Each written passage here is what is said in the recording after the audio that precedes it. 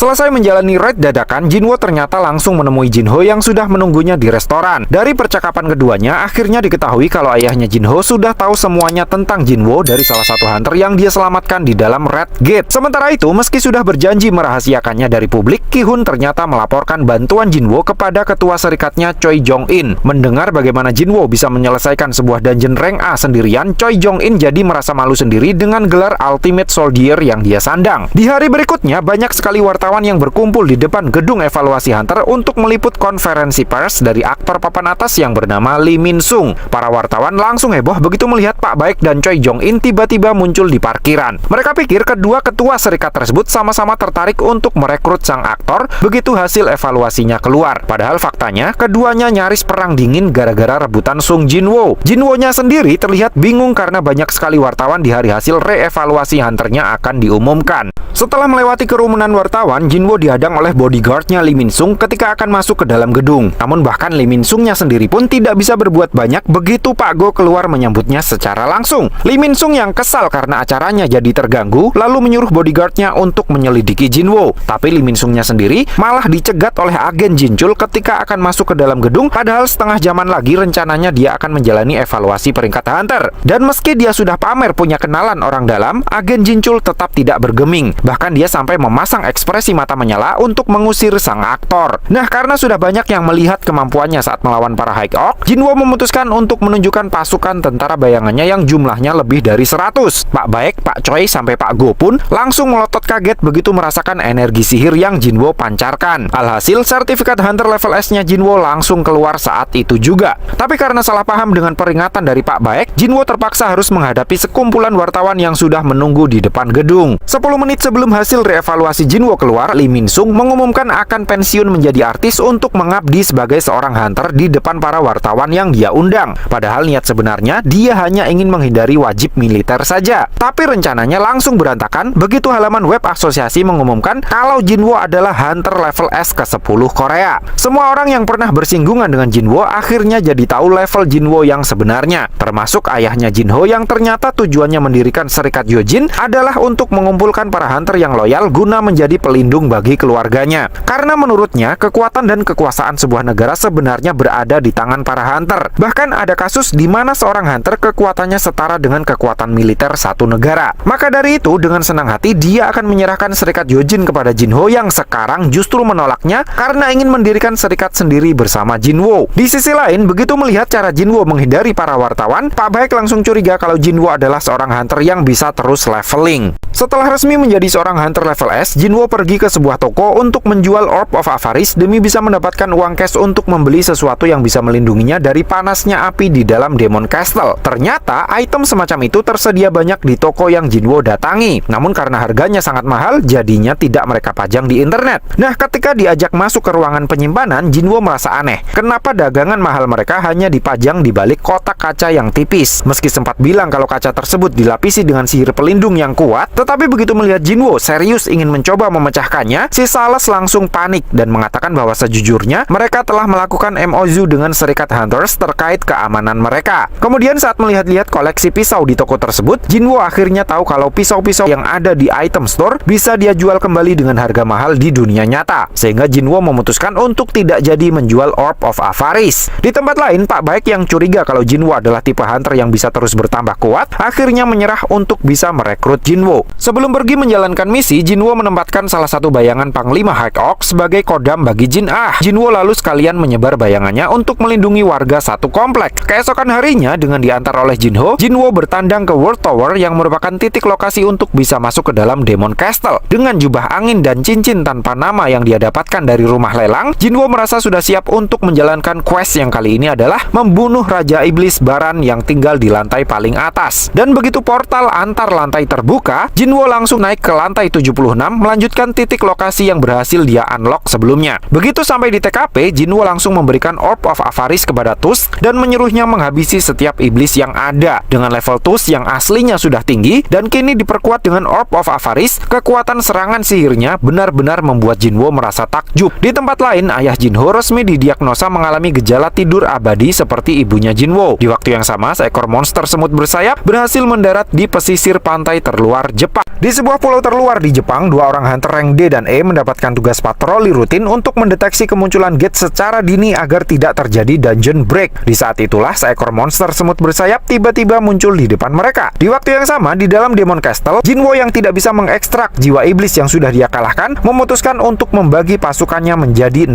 kelompok. Tugas mereka adalah menghabisi setiap iblis yang mereka temukan dan mencari kunci untuk bisa masuk ke lantai selanjutnya. Beberapa hari kemudian, Jinwo sudah sampai di lantai 80. Namun di lantai 80 ini, Jinwo mengalami kesulitan untuk mencari kunci lantai selanjutnya. Dan yang lebih aneh lagi, tim pasukan bayangan yang Jinwo sebar satu persatu dihabisi oleh sosok misterius. Namun karena mereka seolah menghindari tim bayangan terkuatnya, Jinwo yakin target selanjutnya pasti timnya Tank. Dan benar, tim bayangan yang dipimpin oleh si Raja Beruang disergap oleh seorang bangsawan iblis dengan pasukan kesatria iblisnya. Selanjutnya, Jinwo langsung turun tangan sendiri untuk mengoploki mereka semua. Di hadapan Jinwo, para kesatria iblis sama sekali tidak ada artinya. Namun seorang bangsawan iblis yang menurutnya setara dengan Hunter Rank S cukup mampu memberinya perlawanan. Tapi anehnya, ketika akan dihabisi, si bangsawan iblis langsung mengaku kalah. Dan sesuai dugaan, bangsawan iblis itu ternyata berjenis kelamin betina. Jinwo yang sempat ragu nyaris ditusuk dari belakang. Namun Tusk dengan sangat cekatan langsung membuat barier. Si iblis betina yang masih sayang nyawanya lalu berjanji akan memberikan apapun asalkan tidak dibunuh. Dan kebetulan kunci yang Jinwo cari ternyata disimpan di rumahnya. Si iblis betina juga mengaku siap menjadi tour guide-nya Jinwo karena dia tahu di mana kunci-kunci di lantai selanjutnya disimpan. Namun sebelum kebablasan, Jinwo ingin tahu terlebih dahulu siapa sebenarnya mereka. Di waktu yang sama, si semut monster yang sudah selesai membantai penduduk terlihat terbang menuju ke tempat lain. Balik lagi ke dalam dungeon. Berdasar dari ceritanya si iblis betina yang ternyata bernama Esil, diketahui kalau sebelumnya mereka tinggal di dunia iblis, tetapi karena suatu hal, tiba-tiba mereka sudah berada di dalam dungeon. Menurut ceritanya Esil, para iblis bersatu untuk berperang melawan musuh yang sangat kuat di dunia iblis. Namun saat Jinwo ingin tahu lebih jauh, sistem langsung memutus percakapan mereka dan Esil langsung pingsan, pindah dulu ke Jepang. Meski sekompi hunter lokal sudah diturunkan, tetapi si semut masih gagal dihabisi. Setidaknya 4 hunter rank E, 1 healer rank D, 1 leader rank C, dan 294 penduduk sipil menjadi korban gara-gara seorang hunter rank A terlambat diterjunkan. Begitulah kira-kira informasi yang disampaikan oleh agen Wu Jinchul dalam sebuah rapat yang membuat geger para petinggi. Pak Go yang yakin kalau monster tersebut berasal dari Pulau Jeju, khawatir kalau dalam waktu dekat mereka mungkin akan menyerang pulau-pulau di Korea. Selesai rapat, Jinchul memberitahu Pak Go kalau Huang Dongso diam-diam menelpon dan mengaku siap untuk membantu penyerangan ke Pulau Jeju. Namun karena tahu motifnya hanyalah mengejar Jinwo, Pak Go jelas menolaknya. Balik ke dalam dungeon, setelah sadar, Esil langsung mengajak Jinwo pergi ke istananya. Dan begitu melihat Jinwo, ayah Esil langsung panik karena menyadari banyaknya tentara bayangan yang Jinwo bawa. Begitu tahu Jinwo ingin membawa Esil sebagai tour guide, bapaknya Esil setuju untuk memberikan boarding pass ke lantai selanjutnya dengan syarat Jinwo harus menjamin keselamatan putrinya itu. Setelahnya saat Jinwo akan mengajak Esil cabut, muncul notifikasi untuk menjadikan Esil sebagai anggota party terlebih dahulu. Karena tidak ingin berbagi jumlah experience dengan anggota partinya, Jinwo bilang kepada Esil agar jangan cawe-cawe dalam pertempurannya. Nah, tas besar yang dibawa oleh Esil ternyata berisi barang-barang gratifikasi untuk mengsepik-sepik setiap bos lantai. Namun Jinwo lebih memilih untuk menggerebek setiap istana bos lantai bersama pasukan bayangannya. Sementara itu di luar dungeon, seorang hunter level nasional dari Amerika menemui Pak Go untuk membahas tentang pencekalan Huang Dongso agar tidak kembali lagi ke Korea dan membuat keributan. Dan setelah semuanya deal, dia sempat menyinggung terkait pihak Korea yang mengalami kesulitan dalam menaklukkan Pulau Jeju. Namun dia hanya akan mau membantu jika bayarannya cocok. Jinchul bilang kepada Pak Go agar tidak usah mengharapkannya lagi karena seorang hunter dari serikat besar di Jepang sudah OTW ke Korea. Jinwo yang baru saja membantai habis semua prajurit iblis yang ada di dalam kastil yang dia gerebek mendapatkan banyak sekali experience yang membuat level kekuatannya naik lagi. Berkat semua itu, Igris jadi mendapatkan promosi untuk naik dari rank naik menjadi elite naik dan bayangan si bos beruang naik dari rank elite menjadi naik. Karena sudah menjadi naik, si bos beruang akhirnya secara resmi bisa diberi nama Tank. Nah, ternyata semenjak bersama dengan Esil, Jinwo sudah naik hingga ke level 89 dan sudah membantai 9 klan iblis. Karena mulai dari lantai 90 lawan yang akan Jinwo hadapi adalah para bangsawan iblis kelas tinggi, Esil mengusulkan untuk berdiplomasi saja. Namun lagi-lagi Jinwo menolaknya. Jinwo malah dengan santainya bilang kalau dia akan menghabisi semua klan iblis yang tersisa agar klan Radirnya Esil bisa menjadi klan iblis nomor 1. Esil kemudian bertanya kepada Jinwo kenapa dia mengampuni klan Radir. Dengan polosnya Jinwo bilang karena dia menyukai Esil. Suka yang Jinwo maksud di sini hanyalah suka sebatas berteman seperti dia dengan Jinho, tapi Esil sepertinya memahaminya lain. Seperti yang Esil bilang, tingkat kesulitan lantai meningkat setelah lantai 90. Level monster monster dan jumlahnya tidak bisa disamakan lagi dengan lantai sebelumnya. Meski menghabiskan lebih banyak mana daripada sebelumnya, tetapi pada akhirnya Jinwo berhasil melewati setiap lantai. Melihat bagaimana Jinwo bisa mengalahkan klan iblis terkuat nomor 5 dan 4, Esil jadi penasaran, apakah semua manusia sekuat dirinya? Jinwo rasa mungkin hanya ada dua, yaitu Pak Go dan Hunter Cha. Namun dia yakin jika bisa menyelesaikan lantai 100, kekuatannya sudah berada di atas mereka berdua. Nah, saat akan naik ke lantai 98, Jinwo meminta Esil untuk pulang saja. Tetapi Esil menolak karena ingin melihat sampai selesai. Sementara itu di bandara Korea, Hunter rank S dari Jepang yaitu Koto Ryuji dan asistennya telah tiba. Konon dialah satu-satunya Hunter di Asia yang bisa menandingi kekuatan Hunter Liu Xiang dari Cina. Dan dia adalah ketua dari Serikat Hunter Draw Sword, di mana 11 dari 21 Hunter level S yang ada di Jepang merupakan anggotanya. Keduanya kemudian dijemput oleh seorang agen dari asosiasi untuk diantar langsung menemui Pak Go. Berdasar dari apa yang dikatakan oleh penerjemahnya yang bernama Hanekawa, mereka merasa tidak bisa mengabaikan insiden Pulau Jeju begitu saja karena ancamannya sudah sampai ke Jepang. Sehingga tujuan mereka menemui Pak Go adalah untuk mengajak bekerja sama membentuk sebuah aliansi Hunter Elite untuk menyerang Pulau Jeju. Berdasar dari data yang sudah Jepang kumpulkan, setiap semut memang kekuatannya setara dengan Hunter level atas, tetapi masa hidup mereka hanya 1 tahun saja. Jadi tujuan dari penyerangan kali ini adalah untuk menghabisi ratu semutnya, agar tidak ada lagi monster semut yang lahir.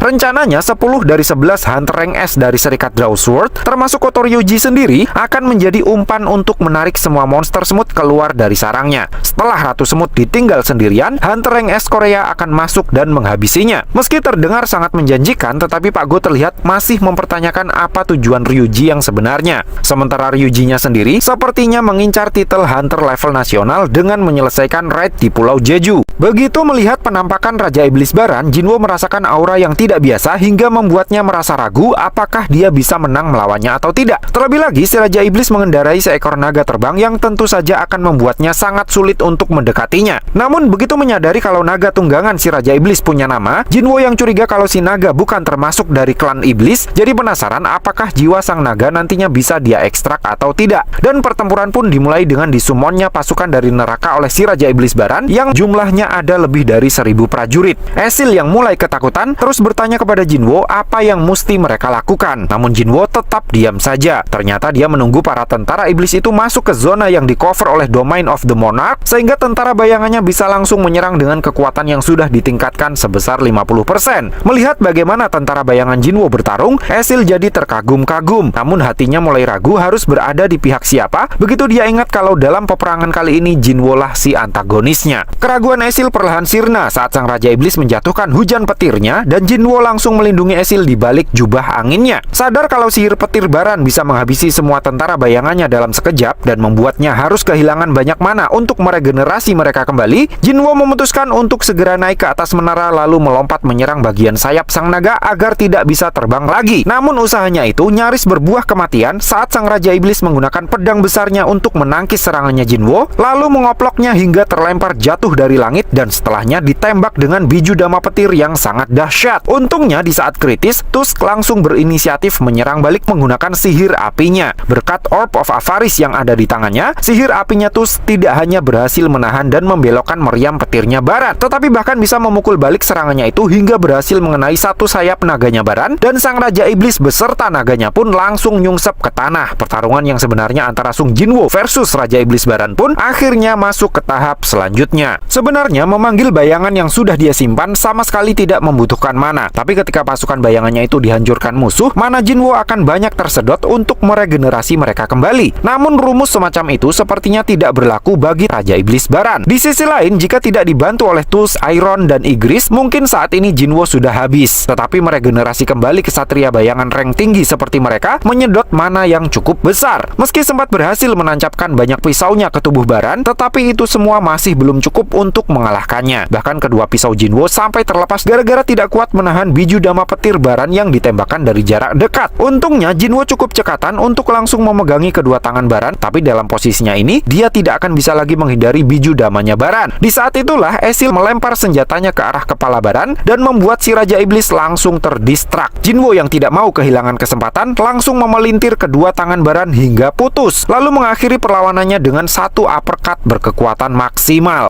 Dengan kalahnya Raja Iblis Baran, misi Jinwo di Demon Castle akhirnya selesai dan Jinwo mendapatkan banyak drop item yang sangat berharga seperti cincin Demon Monarch, Longsword Raja Iblis, sepasang dagger Raja Iblis, tanduk Raja Iblis Baran, dan yang paling Jinwo cari-cari, darah murni Raja Iblis. Dengan darah murni Raja Iblis di tangannya, kini material untuk membuat Holy Water of Life akhirnya sudah lengkap. Jinwo yang sempat sedikit ragu akan hasil racikannya karena tingkat kesuksesan dalam membuat Holy Water of Life ternyata bergantung dari tingginya stats intelijen yang dia punyai, akhirnya bisa bernafas lega saat obat untuk menyembuhkan penyakit tidur abadi ibunya itu akhirnya berhasil dia ciptakan. Jinwo yang penasaran apakah obatnya akan benar-benar manjur atau tidak, jadi tidak sabar untuk segera kembali ke dunia nyata. Saat itulah Iron datang sambil membawakan mayatnya sang naga tunggangannya Baran. Para iblis yang sudah Jinwo kalahkan memang jiwanya tidak bisa dia ekstrak, tetapi naga tunggangannya Baran ternyata bisa. Lalu karena kesulitan mengingat nama aslinya, Jinwo akhirnya menamai naga bayangnya itu Kaisel.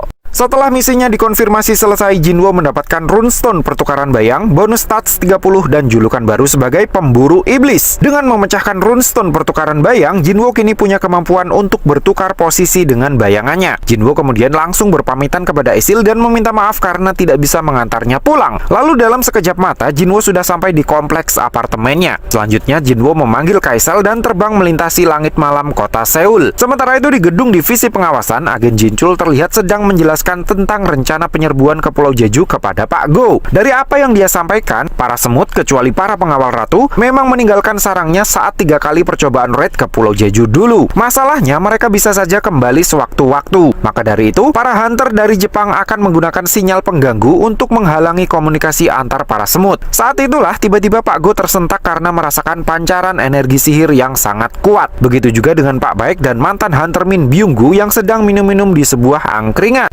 Mantan hunter rank S Min Byung-gu ternyata adalah seorang healer. Dia adalah hunter rank S satu-satunya yang pensiun dengan kondisi tubuh yang masih utuh. Nah, Hunter Min pikir Pak Baek mengajaknya bertemu karena ingin merayunya agar mau ikut dalam misi penyerbuan ke Pulau Jeju. Makanya dia buru-buru bilang kalau dia tidak akan ikut. Namun Pak Baek bilang bukan itu tujuan dia mengajaknya nongkrong. Pak Baek hanya merasa kalau tidak sekarang, entah kapan lagi mereka akan bisa bertemu. Hunter Min kemudian bercerita, meskipun banyak sekali serikat yang menawarinya kerjasama, termasuk serikat milik ayahnya Jinho, dia lebih memilih untuk ikut ujian CPNS karena menurutnya tempat di mana banyak nyawa melayang bukanlah tempat yang cocok untuknya. Pak Baek kemudian merenung, mungkin pemikiran orang normal memang seperti itu, sementara pemikiran seorang hunter seperti dirinya lah yang sebenarnya tidak normal. Sementara itu di rumah sakit, Jinwo akhirnya sudah sampai ke kamar ibunya. Meski sempat ragu, tetapi pada akhirnya Jinwo memilih untuk meminumkan Holy Water of Life kepada ibunya. Setelah 4 tahun mati suri, ibunya Jinwo akhirnya terbangun kembali.